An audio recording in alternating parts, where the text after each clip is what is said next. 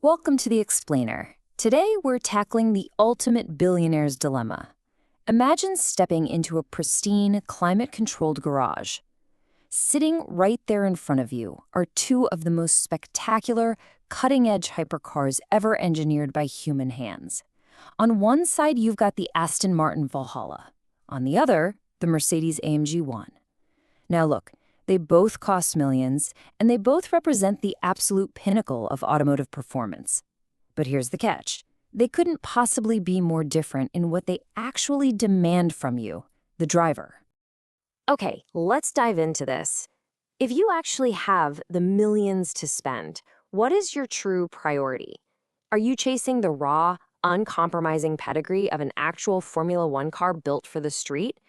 Or do you want ultimate usability, a hypercar that isn't going to brutally punish you every single time you pull out of your driveway? Because this isn't just about picking a fancy badge. It's a high-stakes, real-world purchasing decision that's going to completely shape your experience behind the wheel. Section 1. The core hypercar philosophy. Opposing engineering ideologies. To really understand this choice, we have to look way past the carbon fiber and those jaw-dropping price tags. Just take a look at the fundamental difference here. The Aston Martin Valhalla is explicitly built to balance devastating track performance with genuine, real-world usability.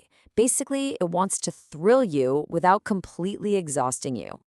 Versus the Mercedes-AMG ONE, which is, and I mean this quite literally, a Formula One car that engineers somehow managed to adapt and homologate for the road. This fundamental philosophical split alone is exactly what should dictate a prospective buyer's decision. Ask yourself, are you buying a car, or are you buying a race car wearing a license plate? Moving right along to Section 2, Engineering Extremes, the tale of the tape. Now, what's really interesting about this slide is seeing how these opposing ideologies actually translate to the mechanics. Notice the sheer contrast in how these two machines generate their speed. The Valhalla gives you a hybrid V8 paired with 3 electric motors. It utilizes advanced all-wheel drive with torque vectoring to make the driving dynamics remarkably forgiving and predictable.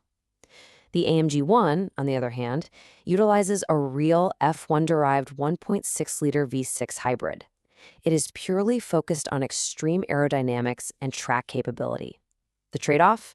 Well, the Valhalla might lack that absolute, unadulterated motorsport authenticity, but the AMG ONE pays a massive price for its purity by being incredibly complex and notoriously hard to drive smoothly.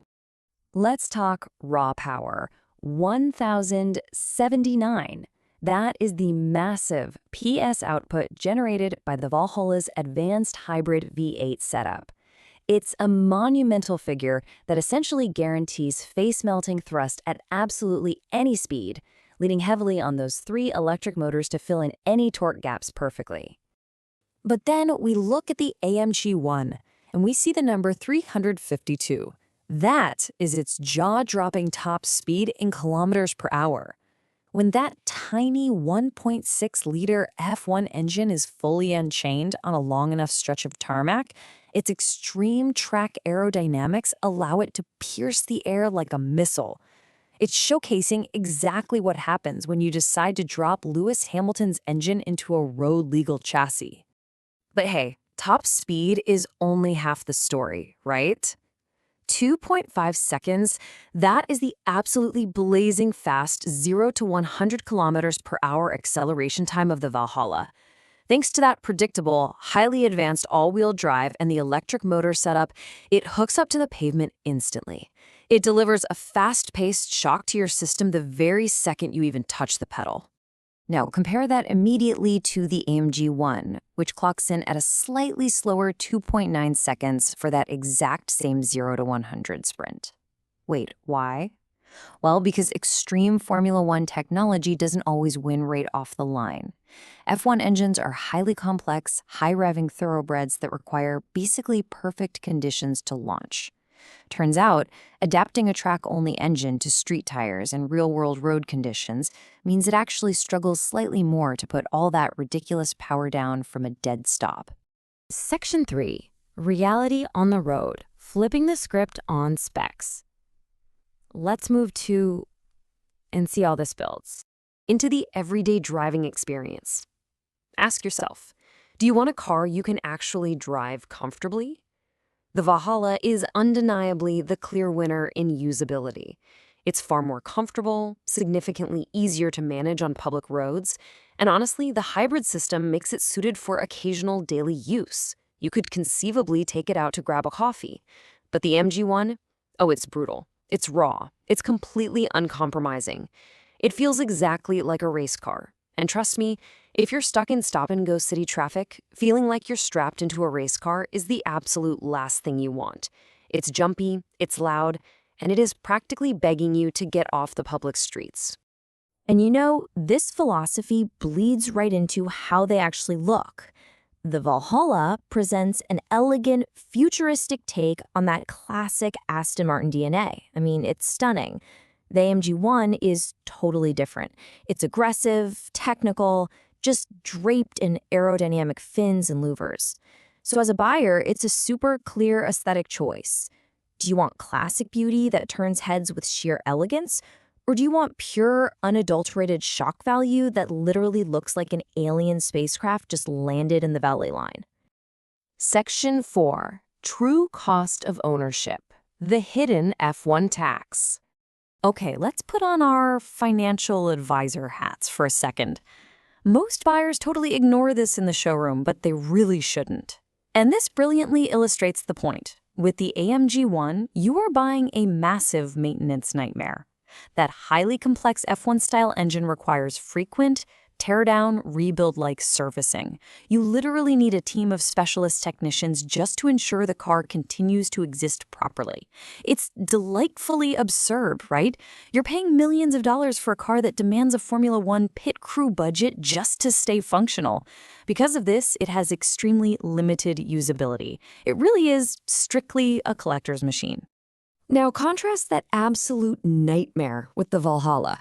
Yes, make absolutely no mistake, it is still a wildly expensive hypercar, but it offers a much, much lower stress ownership experience. You get better long-term usability, and it's far more livable day to day. You aren't going to need engine rebuilds every few thousand miles. The caveat? Well, for the most extreme purists, it might lack that bleeding-edge, irrational, emotional drama of a literal F1 engine screaming behind your head. But for the vast majority of drivers, that peace of mind is totally worth the trade. Section 5, the final verdict, the smart pick versus the collector's dream. So the crucial point is, after weighing the engineering, the usability, and the sheer staggering cost of keeping these beasts alive, we can definitively categorize the two types of buyers. The smart buyer picks the Valhalla. This is the person who wants to actually drive their car regularly, who truly values gorgeous design, drivability, balanced performance, and a lower stress life. The extreme collector, they pick the AMG ONE. This buyer wants the closest possible thing to an F1 car on the road, views it purely as an investment, cares absolutely zero about comfort, and wants ultimate, undisputed bragging rights at the country club. Which brings us to the honest, unavoidable truth of the matter. The AMG ONE is more impressive on paper, but the Valhalla is the one you'll actually enjoy owning. That right there is the core philosophical takeaway of this entire explainer. Specs are amazing to read, but you don't drive a spreadsheet. You drive a car. So I'll leave you with this final thought. You've got the millions sitting in the bank. That garage door is opening right now. You know the punishing reality of the F1 engine, and you know the incredibly usable brilliance of the hybrid V8. You can only choose one. Which key do you reach for?